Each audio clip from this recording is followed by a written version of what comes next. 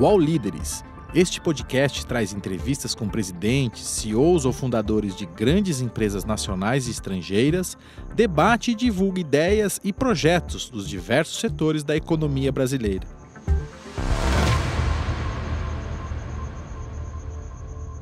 O UOL Líderes entrevista hoje o presidente do Get Ninjas, Eduardo Letellier. Tudo bem, Eduardo? Tudo ótimo, obrigado pelo convite. Eu que agradeço. Eduardo, me explica um pouquinho o que exatamente faz a plataforma Get Ninjas. O Get Ninjas é um site e um aplicativo onde clientes podem contratar qualquer tipo de serviço, desde o pintor, a diarista, personal trainer, professor de inglês, professor de piano, assistência técnica de celular, de eletrodoméstico. O que o cliente precisar, ele encontra em nosso site e no nosso aplicativo. Como é que surgiu a ideia de criar um site de serviços? Em 2010, eu precisei contratar um pintor. Fui no classificados tradicionais e não encontrei. Ligava para um, ligava para outro, ninguém atendia o telefone. E quando eu finalmente consegui um profissional, ele fez o trabalho e não ficou muito bom. E também não tinha com quem reclamar. Não tinha avaliações, eu não sabia que aquele profissional era bom ou não. Aí nesse momento eu vi que tinha uma oportunidade incrível de criar uma plataforma que ofereceria facilidade dos clientes encontrarem bons profissionais e de profissionais divulgarem seus serviços e crescer o seu negócio. É verdade que você comprou uma plataforma na Índia por $700 primeiro? É verdade. Conta essa história. Logo no comecinho do Get Ninjas, apesar de ser um engenheiro de computação, eu não tinha tempo de desenvolver a plataforma do zero. Então, nesse momento, eu comprei uma plataforma pré-desenvolvida na Índia, lancei e foi o suficiente para começar a testar o mercado. Era uma boa plataforma? Em hipótese alguma. Mas pelo menos eu consegui testar o mercado e logo depois reconstruir a plataforma com uma tecnologia muito mais robusta, com uma usabilidade muito melhor e com isso a gente conseguiu crescer muito rápido. Essa plataforma já estava sendo usada na Índia ou não? Era uma plataforma que estava lá deixadinha, assim, esquecida? Foi uma semi-plataforma, né? Já estava pré-pronta para outros cenários. Então, peguei, mudei um pouco ela e consegui adaptar para o Brasil. Serviu para os primeiros 6 meses, que eu falo que é muito importante, quando o empreendedor está começando um negócio, lançar muito rápido. Porque quando ele lança rápido, ele já começa a testar o que os seus clientes precisam. E com isso já sabe o que realmente trabalhar e o que realmente desenvolver.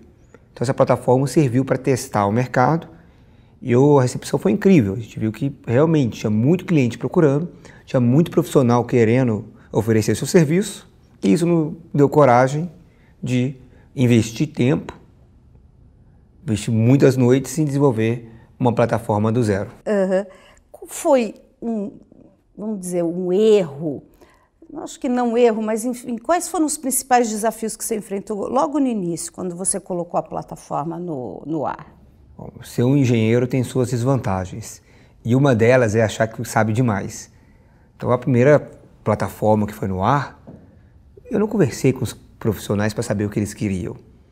Tirei muito da minha cabeça e percebi depois que a realidade desses profissionais era completamente diferente da minha. Então, nos primeiros quase 1 ano de desenvolvimento da plataforma, cometemos vários erros que poderiam ter sido evitados com uma simples conversa diretamente, 1 a 1, com os profissionais cadastrados. Então, nesse começo, eu logo aprendi que antes de fazer qualquer coisa, tem que conversar com os dois lados, tanto os clientes, que era fácil para mim se identificar, porque eu era um cliente, como para os profissionais que têm uma outra realidade, têm uma outra vivência, têm uma outra idade, têm uma outra relação com tecnologia e tem um jeito deles trabalhar, que já estão trabalhando como pintores, diaristas, professores, há muitos e muitos anos. Então, conversar com ambos os lados é fundamental para criar uma plataforma que atende a todos. E depois você foi fazendo essas correções ao longo do caminho, né? Depois eu fui fazendo as correções ao longo do caminho e principalmente colocando na nossa cultura que sempre que formos fazer alguma coisa, temos que conversar com os clientes profissionais. Não adianta olhar só o dado, não adianta olhar o que está acontecendo nos Estados Unidos, na China, em outros países do mundo, não adianta tirar só da inspiração do time, tem que realmente conversar com o cliente, mostrar um protótipo, testar a solução, tirar dúvidas, perguntar, para realmente entregar um produto que tenha valor para eles. Pode parecer muito óbvio quando se fala, mas é um erro muito comum de empreendedores não fazerem isso, porque muitas vezes, né, saem com a verdade do que eles sabem já é o suficiente. Então é uma certa arrogância que tem que ser quebrada logo no começo da empresa. E você faz isso agora com todo tipo de serviço que vocês incluem dentro da plataforma? Por exemplo, você falou para mim dos pintores, dos pedreiros, né, que eles tinham que fazer orçamento. Mas novos serviços que são incluídos na plataforma, vocês também vão atrás desses profissionais para saber como é que funciona o mercado? A gente tem mais de 200 tipos de serviços oferecidos na plataforma. Temos um time que entra em contato com cada um desses profissionais e testamos, né, novas funcionalidades com esses profissionais, com um grupo de profissionais para entender realmente o que precisa ser feito. Então, sim, sempre estamos em contato com eles e isso é fundamental. E qual que é o potencial hoje do mercado de serviços aqui no Brasil? Você tem uma ideia? 72% do PIB do Brasil são serviços. O serviço que o GetNinjas atua é uma fração disso, que representa 400 bilhões de reais por ano no Brasil. É um mercado que mais de 99% dele ainda está offline. A gente brinca que o maior competidor do GetNinjas são os porteiros do prédio. A Associação de Porteiros do Prédio é a maior plataforma de indicação de serviços.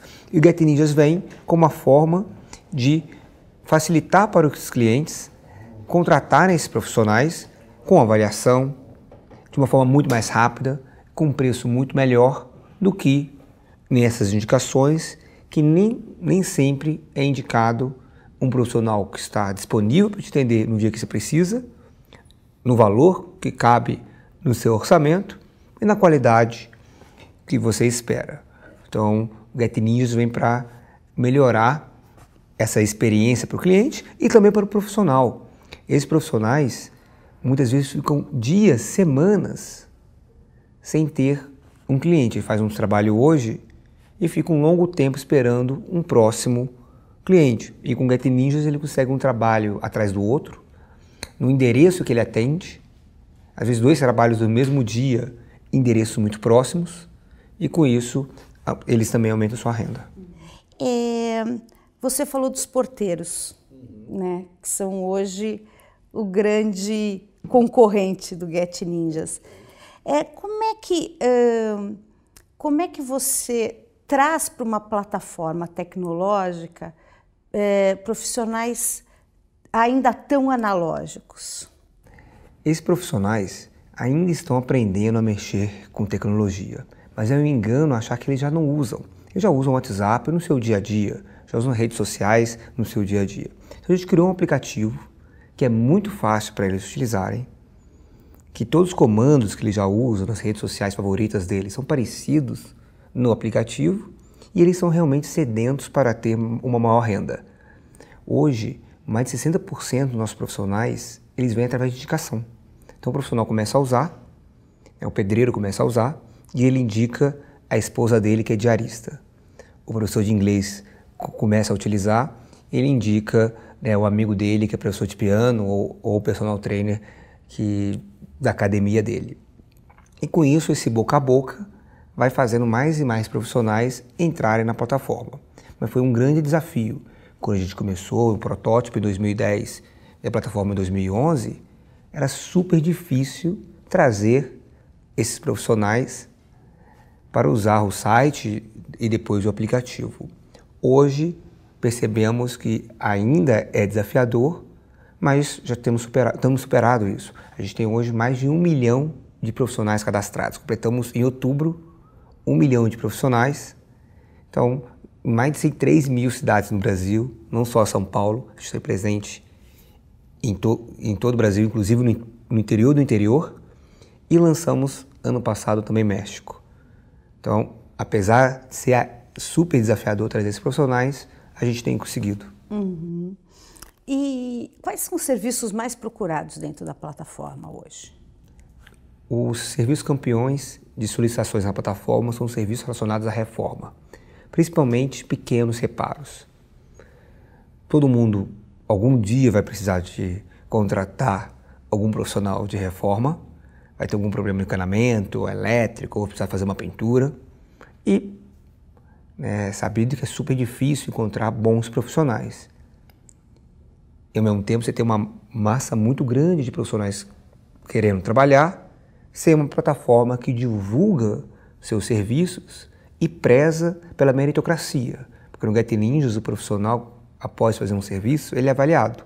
Então, um bom profissional, ele fica cada vez mais enaltece seu currículo dentro da plataforma e com isso consegue mais clientes e os clientes acessam de forma muito fácil esses profissionais.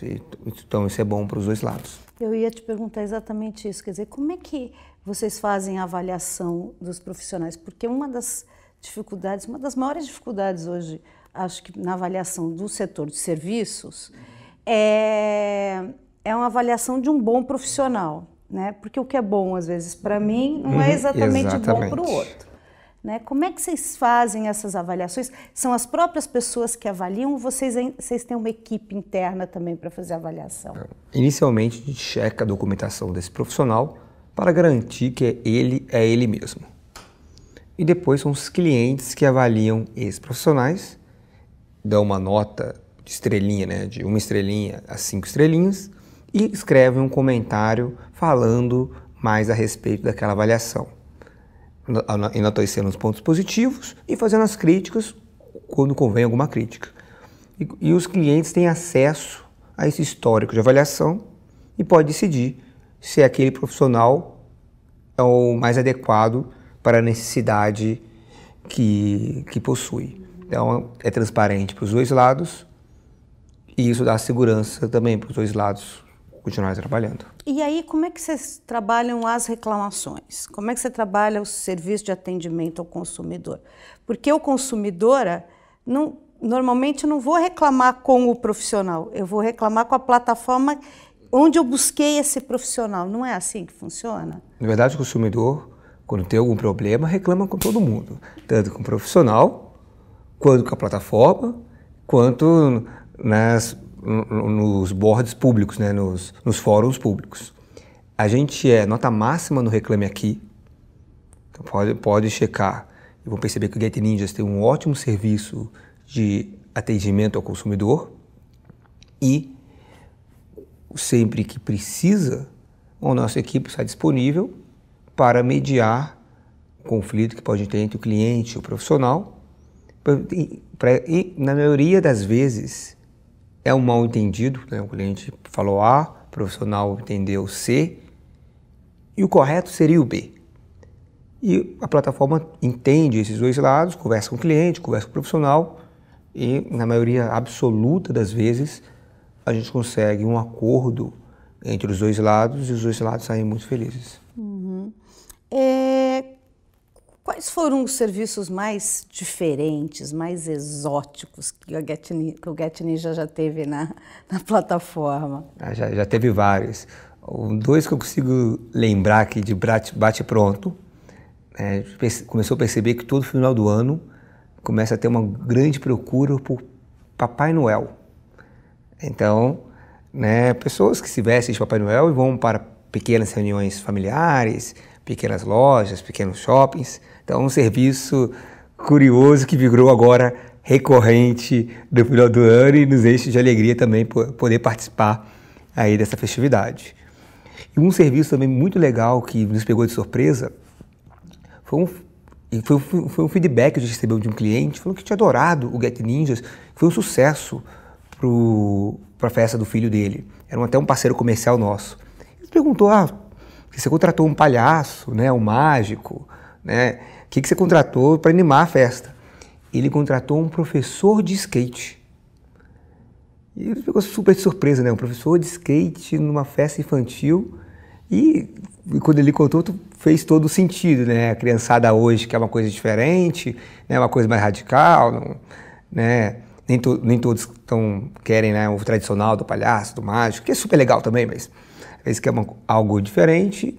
E um professor de skate parece ser algum tipo de animação que comunica bem com a molecada hoje em dia.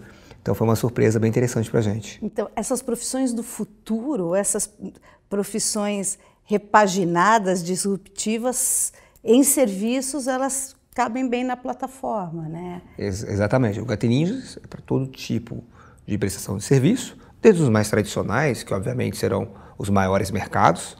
Tem mais pessoas contratando pintores do que professores de skate. Então o mercado de pintores é um mercado maior, mas tem muito espaço para esses tipos de serviço.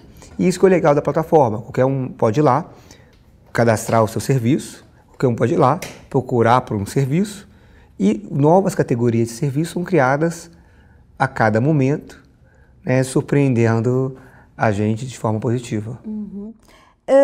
Existe alguma restrição de serviço? Esse serviço não pode ser colocado na plataforma? Obviamente, serviços adultos e serviços ilícitos não são permitidos na plataforma. Nosso time de atendimento bloqueia qualquer anúncio que a gente suspeita que pode ser algo não familiar ou ilícito.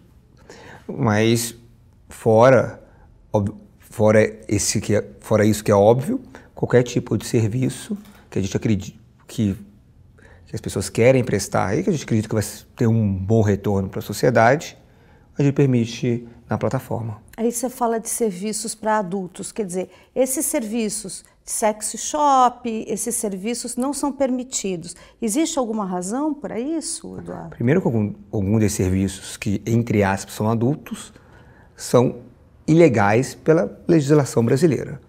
Segundo, que o Get Ninjas é uma plataforma que a gente deseja que tenha um acesso para qualquer tipo de cliente, qualquer tipo de profissional. Então a gente reserva no direito de ter uma plataforma que pessoas de qualquer idade podem acessar sem ter nenhum constrangimento. Uhum.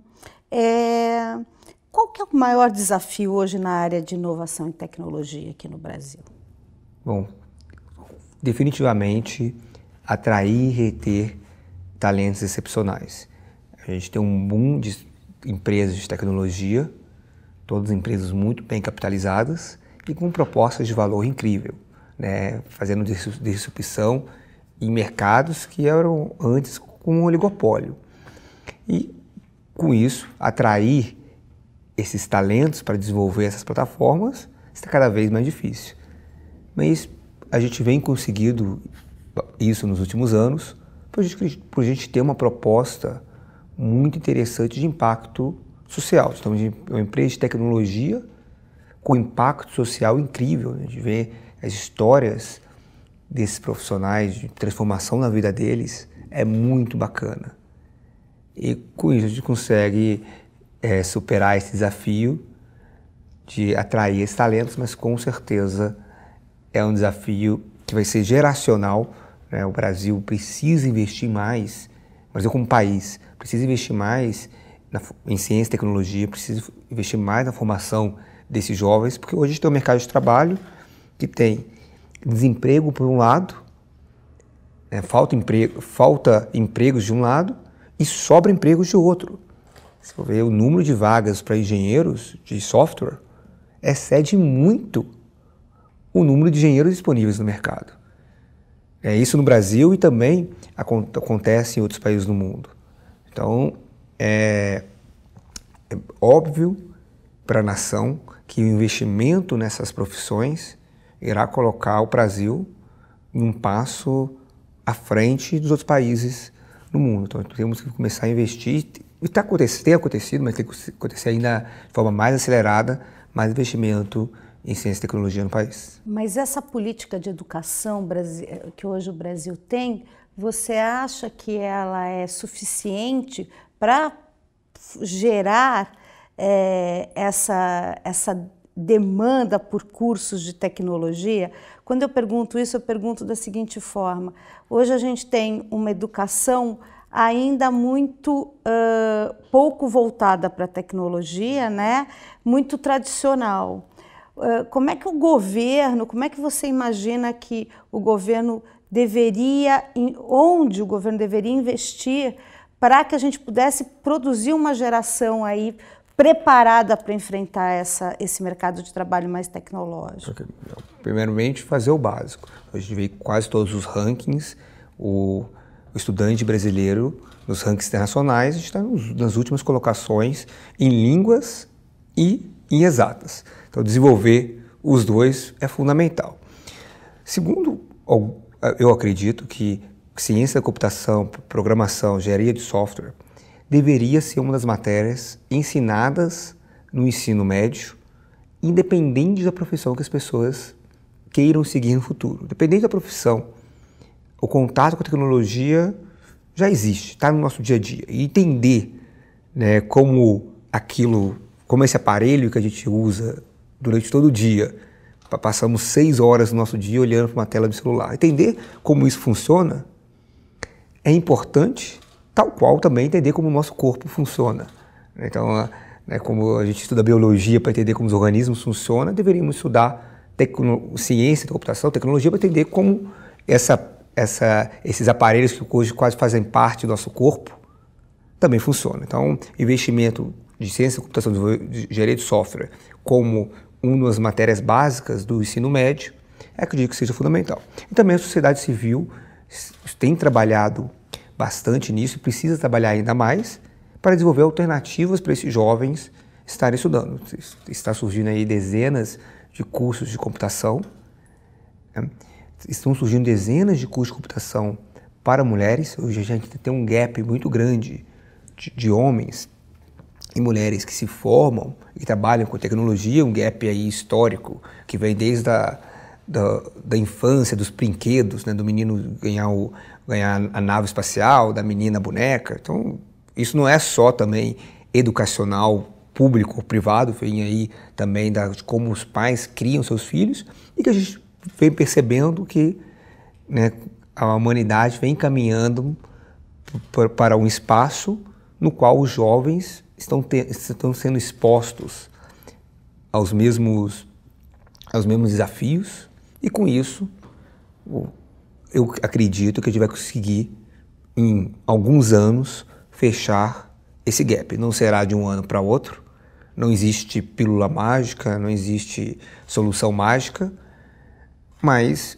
acredito que a gente está indo para o caminho certo. O que a gente precisa fazer, acho que como empresas, como formadores de opinião, como membros da sociedade, é forçar para essa mudança ser cada vez mais rápida.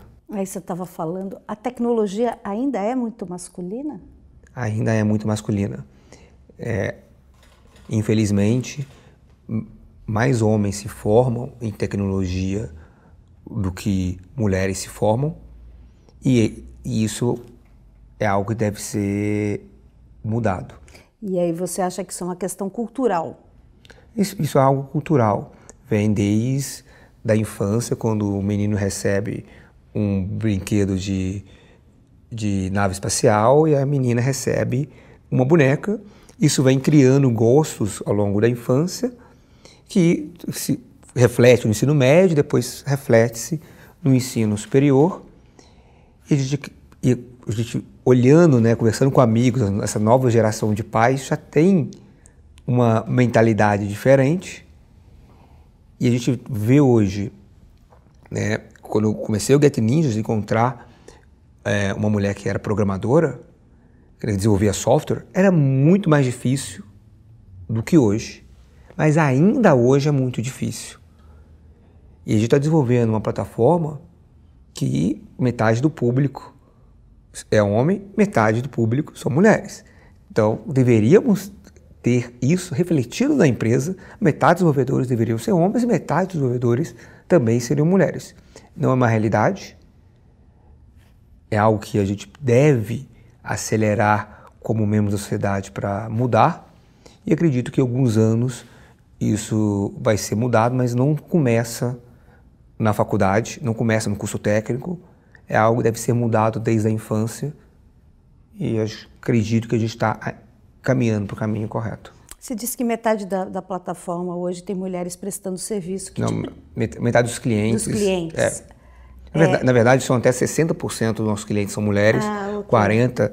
40% dos clientes são homens. Em termos de profissionais, esse número se inverte, tem mais profissionais homens do que mulheres, mas no frigir dos ovos é meio a meio entre homens e mulheres, e por isso que a gente deveria refletir isso no desenvolvimento da plataforma, e a gente faz todos os nossos esforços para estar conseguindo contratar gerentes de produto, designers, programadoras, para trazer essa vivência para dentro da empresa, vivência que elas possuem, vivência de vida que elas possuem para dentro da empresa. Desses profissionais que hoje estão cadastrados dentro da plataforma e que são mulheres, que tipo de serviços elas prestam? Temos mulheres prestando todos os tipos de serviços da plataforma, até os que são mais tradicionais, até alguns que eram espaços que ainda não eram tão difundidamente ocupados por mulheres. Temos a história muito incrível da Marie. Ela veio do Haiti, uma imigrante do Haiti, veio para São Paulo e criou, né, uma pequena agência de serviços de construção. Então, ela faz o serviço e ela emprega homens e mulheres para trabalhar junto a ela e também prestar o serviço. E a avaliação dela é incrível. Então, é muito bacana dar essa oportunidade para profissionais de ambos os sexos fazerem o seu melhor e competirem de uma forma meritocrática, e é muito, muito legal isso. Uhum. Como é que é crescer, que vocês vêm crescendo, no mercado que é tão competitivo, que é esse mercado das startups, que é o mercado dos novos, né, dessas novas plataformas? E aí eu digo mais, hoje eu vejo uma concorrência, a gente tem uma concorrência de seguradoras que prestam serviços, de empresas, de outras empresas e de outros negócios que também estão oferecendo serviços. Como é que é concorrer nesse mercado? Super desafiador, mas como modéstia à parte, a gente conseguiu no nosso espaço, investindo muito em tecnologia, investindo muito mais em tecnologia que esses players tradicionais investiram. Muitos deles já tinham uma marca, mas ficaram ainda trabalhando da maneira que estavam trabalhando há 5, 10 anos atrás. E tem muito espaço ainda para crescer. E como é que, quais são as características do consumidor brasileiro e o que diferencia eles dos outros mercados, por exemplo, do México, onde vocês estão? Qual que é a diferença desse consumidor no Brasil, por exemplo, do consumidor no México? O consumidor brasileiro e o consumidor mexicano são muito parecidos. Mas a grande diferença entre os consumidores brasileiros e mexicanos com os europeus e com os americanos. Por motivos óbvios, uma das principais questões dos consumidores da América Latina são em relação à segurança. A gente tem uma crise de segurança enorme em todos esses países. E a primeira questão que todo mundo pensa quando vai contratar online: será que esse profissional irá me fazer algum mal a mim, à minha residência, à minha família? Enquanto que os americanos, europeus, estão mais preocupados com o valor, ou às vezes estão preocupados com a qualidade do serviço. Claro que todos os consumidores acabam se preocupando e devem se preocupar com tudo, com prazo, com preço, com qualidade, com segurança, mas cada consumidor pesa, né, um desses 4 itens de forma diferente. Por isso que a gente investiu principalmente na segurança, para endereçar esse principal medo que, naturalmente, consumidores da América Latina possuem e devem possuir, porque a gente vive em países que, infelizmente, a segurança é uma questão muito séria. Como é que funciona esse investimento em segurança? O que vocês fizeram exatamente? O profissional, ao entrar na plataforma, ele tira uma foto dos seus documentos, manda para a gente e a gente aprova ou não aquele profissional. E depois, todo o serviço, a gente busca avaliação para entender como está sendo o comportamento desse profissional e bloqueamos qualquer profissional que não tenha um comportamento adequado dentro da plataforma. E comunicamos isso claramente para o cliente, que a gente chama uma plataforma, uma espécie de classificados 2.0, que fazemos esse trabalho inicial de screening e que é importante ele estar acompanhando esse profissional na execução do serviço para tudo que saia de forma adequada como ele esperaria. Então vocês, nessa avaliação de vocês levam em conta, por exemplo, inadimplência? O que vocês levam em conta? Antecedentes criminais? Como é que funciona isso? A gente checa esses documentos profissionais, conferimos algumas bases para buscar os antecedentes e vemos algum comportamento de uso, se aquele celular já foi usado por outro profissional que foi bloqueado, se aquele e-mail, aquele telefone foi utilizado, também temos uma inteligência interna e com isso a gente mantém na plataforma os profissionais que acreditamos serem os profissionais adequados.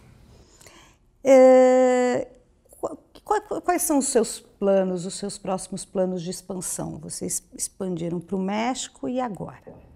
E agora? A gente está no mercado que está 99% offline, então nós temos muito do que construir no Brasil e no México. Está nos nossos planos ir para outros países da América Latina, mas o foco ainda é e será por muito tempo crescer nesses dois países, especialmente no Brasil, que é onde a gente começou, onde a gente é mais forte, onde a gente entende, né, de forma plena a cultura do país, e tem aí espaço para multiplicar esse tamanho da nossa plataforma por 10, 20, 30 vezes nos próximos anos. E há novos planos de aporte de investimentos? Estamos sempre abertos a conversar com potenciais parceiros que querem sonhar esse projeto com a gente, mas a empresa hoje já é lucrativa, está crescendo, então se vier um aporte nos próximos meses, ele é para acelerar ainda mais o crescimento e não para fechar o caixa, porque já passamos aí dessa fase. Você perdeu noites de sono para fechar o caixa, não perdeu? Perdi muitas noites. Foram anos até conseguir breakevar a companhia, até conseguir gerar lucro. Isso é muito desafiador no mercado de tecnologia e inovação. Você tem que fazer muito investimento, muito aporte para a plataforma começar a rodar. Mas desde o começo desse ano, a gente conseguiu provar o Unit Economics, provar a lucratividade da plataforma e cresce, dobrando a cada ano. Então a gente está crescendo de forma muito acelerada e gerando caixa. E você sentiu nesses últimos anos a crise econômica batendo na sua porta? Quer dizer, apesar de ser uma plataforma inovadora, uma startup, de alguma maneira você sentiu a crise econômica? Não sentimos de forma negativa. A gente está mais que dobrando a cada ano. Então, se o mercado encolhe ou cresce 1%, 2%, não vai mudar nada se a gente tem 0,05% indo para 0,1% desse mercado de 400 bilhões. E vários profissionais perderam seu emprego e encontraram no Get Ninjas uma forma de completar a sua renda. E mesmo também vale parecido para os clientes. O cliente tem um problema na sua casa, tem um cano estourado, um problema elétrico. Aquele problema não vai desaparecer com crise ou sem crise. É o tipo de problema que é preciso ser resolvido, independente do que está acontecendo no país ou no mundo. Só que muitos desses clientes que perguntavam para o seu porteiro e pegavam uma indicação, se viram com sua renda mais reduzida ou controlada, ou com medo do futuro. E com isso, tiveram o incentivo, a coragem de procurar online e encontrar um Get Ninjas. Então, eu posso falar que se teve algum efeito a crise, ele foi positivo, porque trouxe mais profissionais para a plataforma e também fez com que os clientes procurassem uma alternativa para solucionar o problema que eles já teriam, independente de crise ou não. Os podcasts do UOL estão disponíveis em todas as plataformas. Você pode ver a lista desses programas em uol.com.br/podcasts. Recebe salário, faz transferência, pagamento, recarga de celular e até empréstimo, tudo sem taxa. PagBank, a sua conta grátis do PagSeguro. Baixe já o app e abra sua conta em 3 minutos. E aumentou a procura de profissionais, porque com a crise muita gente foi para a informalidade, foi para o empreendedorismo, né? Aumentou muito a procura de cadastro na plataforma? Bom, a gente está dobrando a cada ano.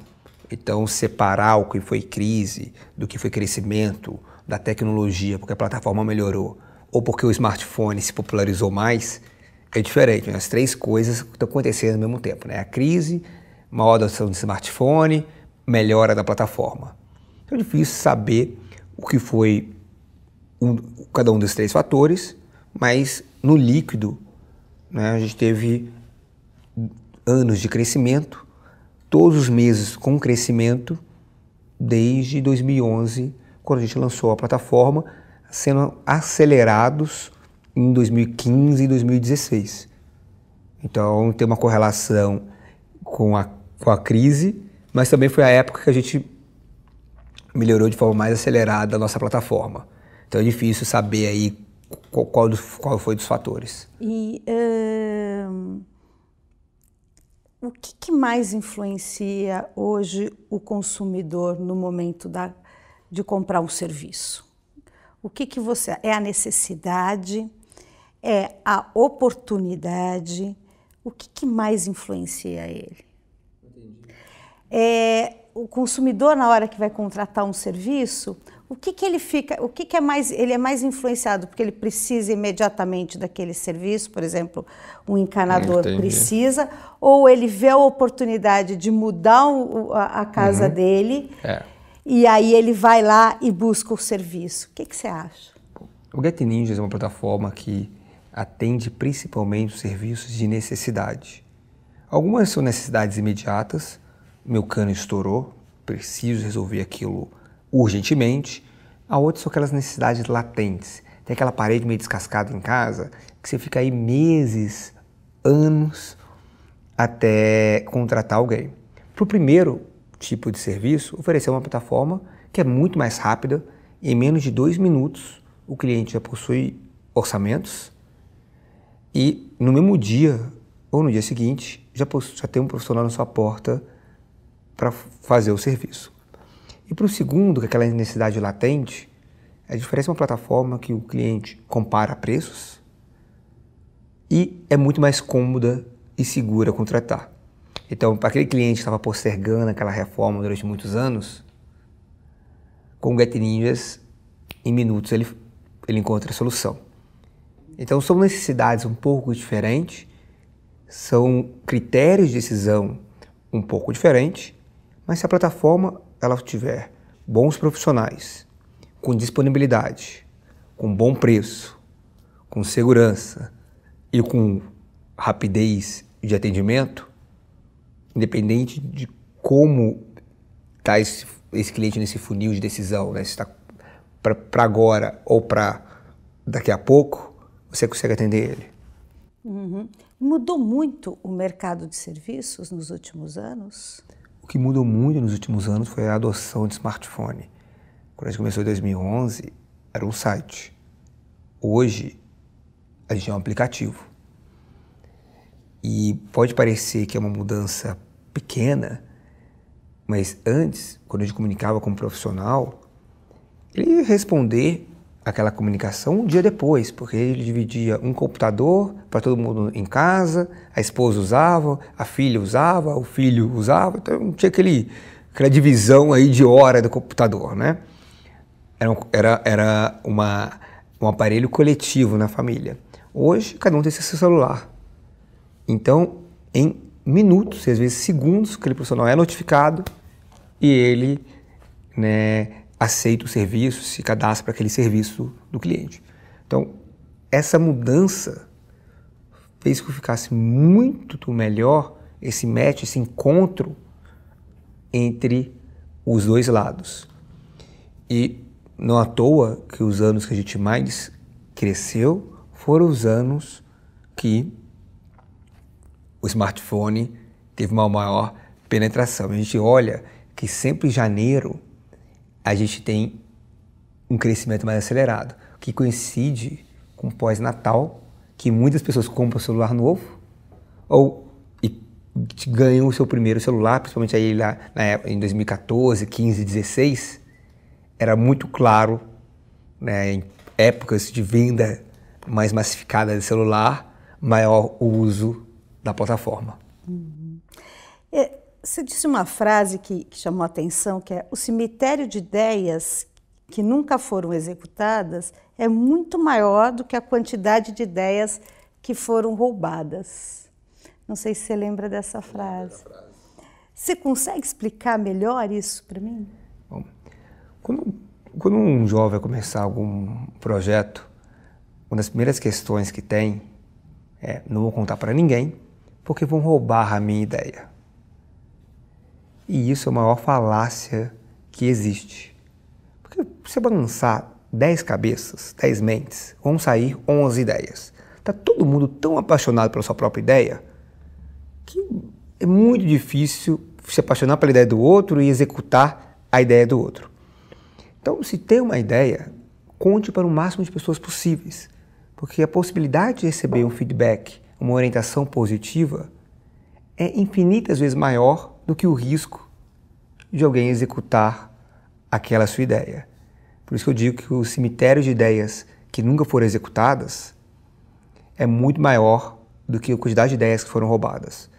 Incansáveis vezes, ao explicar o que era o Get Ninjas, eu já ouvi de outras pessoas falarem: tive a mesma ideia anos atrás. E não duvido. Mas a maioria das pessoas não executaram o Get Ninjas ou executaram outras ideias que tem de outras empresas incríveis que existem, porque não conseguiram dar esse primeiro passo. E eu acredito que um desses primeiros passos é procurar orientação, procurar feedbacks, dicas, e é muito difícil procurar isso tudo sem abrir o que você está pensando. Então, ou abrindo parcialmente, ou escondendo um pouco, não funciona. Então, teve uma ideia, conte para o máximo de pessoas possíveis, conte para os amigos, para a namorada, para o pai, para a mãe, para o colega de trabalho, para as pessoas do bar, para o pipoqueiro da esquina. Sai contando a ideia. Alguma pessoa vai colaborar com você. Isso aconteceu comigo. Quando eu tive a ideia do Get Ninjas, saí contando por um monte de amigos e foi um desses meus amigos que teve a ideia de comprar a plataforma na Índia. Não foi a minha ideia inicial. E depois, anos depois, eu perguntei como ele teve essa ideia. Ele falou: cara, na hora veio na cabeça. Então, não tem uma coisa racional. Não necessariamente a pessoa que mais entende do mercado vai ter aquele estalo. Então, pedir conselho, orientação, usar a cabeça, o cérebro dos outros é de graça. Empreendedor no começo tem muita motivação e pouco recurso. Então use esses hardwares, esse cérebro das outras pessoas o máximo possível, que a chance de algo positivo é maior do que negativo. Uhum. Quais deveriam ser os temas tratados na reforma tributária? Essa é uma longa pergunta e eu não sou o analista político, econômico para dar a melhor resposta. Mas como empreendedor, empresário, a dificuldade que se tem para pagar todos os impostos em dia é enorme. Quer dizer, um pouco chover no molhado, não vou saber exatamente quais termos deveriam ser modificados, mas com certeza simplificação das guias é fundamental. Você olha qualquer ranking, né, em termos de quantidade de horas que as empresas brasileiras gastam por ano por contabilidade, a gente é o maior, ou pelo menos um dos top 3 do mundo em complexidade. E essa complexidade é inimiga das empresas, principalmente empresas que estão nascendo, que têm toda uma dificuldade de encontrar ainda quem é seu público-alvo, seu cliente, seu profissional, melhorar seu produto, seu serviço, e está gastando, né, tempo dos fundadores ou do time financeiro para pagar o imposto ao invés de gerar mais valor para pagar mais imposto. Então, o problema não é só o valor do imposto, né? Obviamente todo empresário quer diminuir a carga tributária, mas é a complexidade disso. Se fosse o mesmo valor, de forma mais simples, uma guia só, seria muito mais rápido. Fora que toda essa complexidade gera uma insegurança jurídica muito grande. O empresário, principalmente no começo, nunca está seguro se está fazendo tudo correto, mesmo com todas as boas intenções de fazer. Porque muitas vezes foge ali do conhecimento dele e tem tanta regrinha, tanto vírgula na legislação, que é difícil entender se está com a interpretação correta. Uhum. E como é que a política interfere nos negócios? Bom, a política interfere em toda a sociedade, positivamente ou negativamente, e temos que prestar mais atenção como sociedade, quem a gente elege, para saber se os interesses nossos estão sendo defendidos e não os interesses deles. Uhum. Como é que a gente garante a qualidade de serviço prestado num país em que falta tanta mão de obra qualificada? Criando um sistema que seja meritocrático, que bons profissionais recebam boas avaliações, que as avaliações sejam perenes em seus perfis, e com isso os clientes conseguem comparar diferentes profissionais e escolher os profissionais que fizeram bons trabalhos passados e foram recompensados com isso pelas avaliações. Uhum. A gente falou de desemprego. Como é que o governo hoje, qual a sua opinião a respeito do combate ao desemprego? Quais seriam as ações governamentais hoje para melhorar essa condição do desemprego no país? Bom, o que mais emprega no Brasil são as pequenas e médias empresas. Então, qualquer política pública que incentiva pequenos e médios empresários a contratarem mais, a crescer os seus negócios, será melhor para a economia. Uhum. E o governo quer investir mais em escolas militares, né?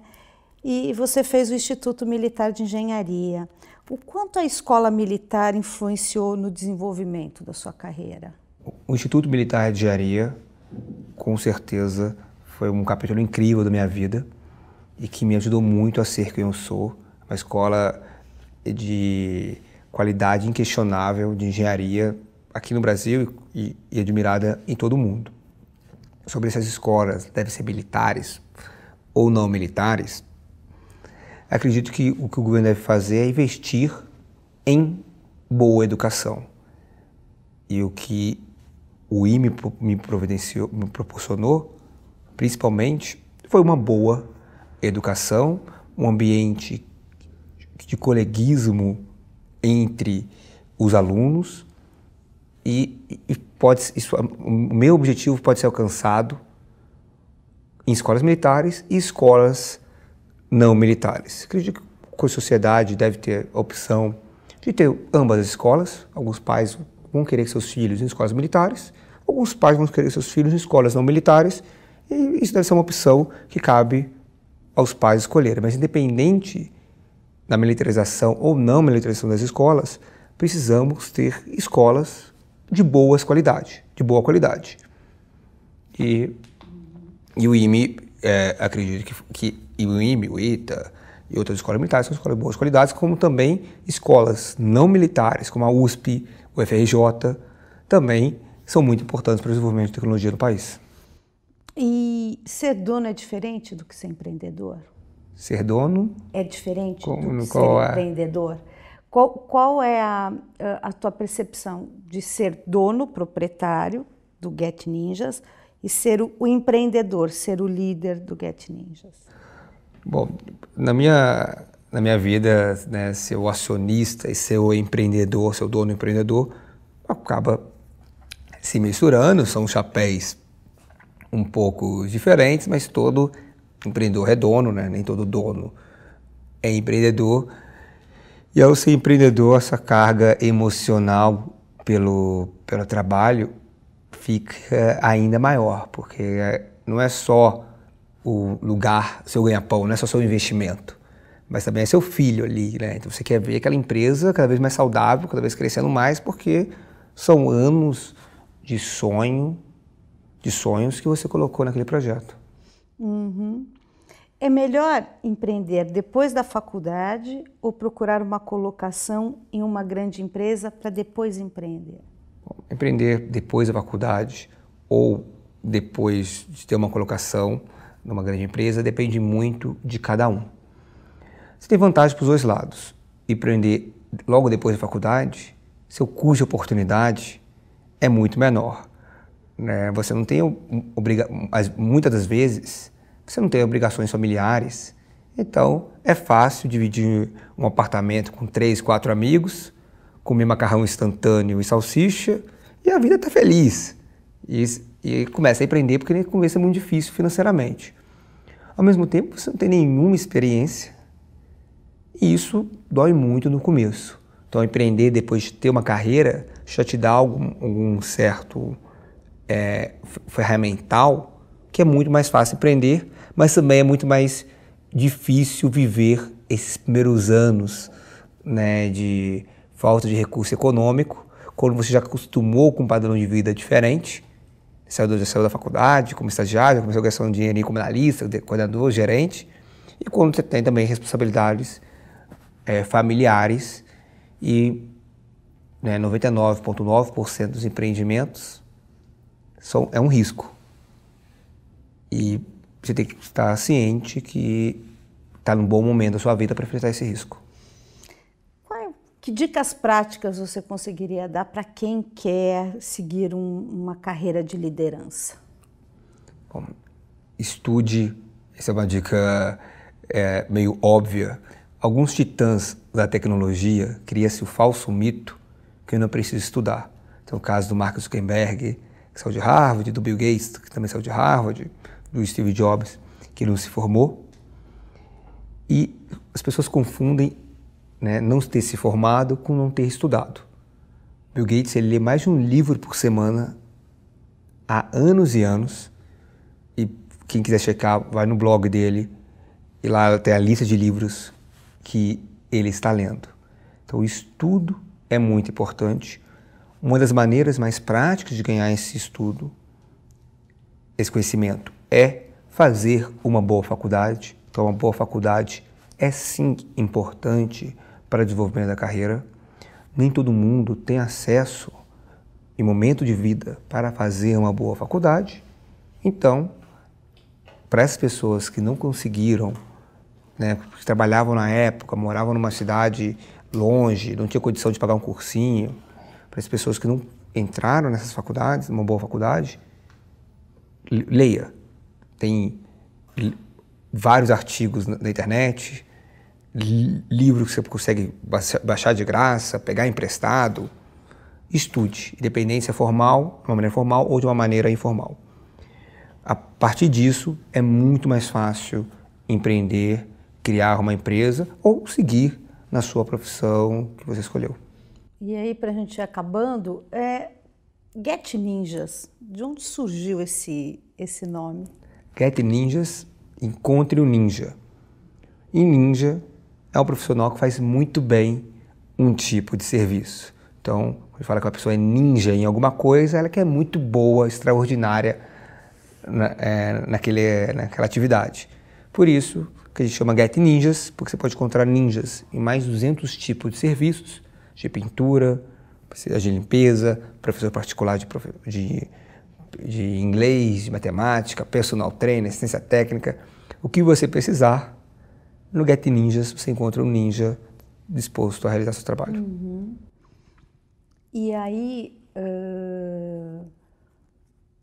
o que faz o Get Ninjas ser um ninja? O que faz o Get Ninja ser um ninja? A gente investe muito em tecnologia e acessibilidade para que todos os clientes e profissionais consigam utilizar a plataforma. Estamos em mais de 3.000 cidades do Brasil e somos usados por uma variedade de pessoas enorme.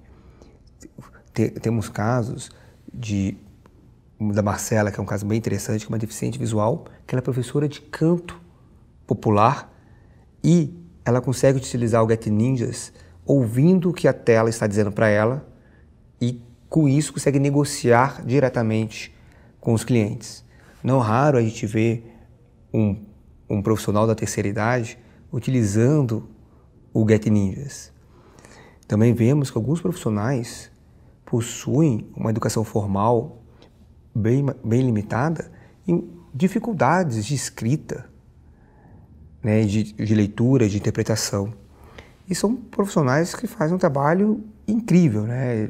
É um pintor que aprendeu a trabalhar com o pai dele, mora no interior do interior, infelizmente não teve acesso a uma educação formal e cabe a nós, como plataforma, fazer um aplicativo que seja tão simples dele entender que ele consegue fazer o que ele faz de muito bom e crescer profissionalmente.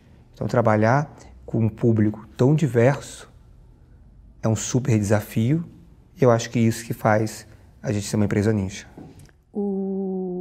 Qual que é o maior objetivo agora do Get Ninjas? Onde vocês querem chegar?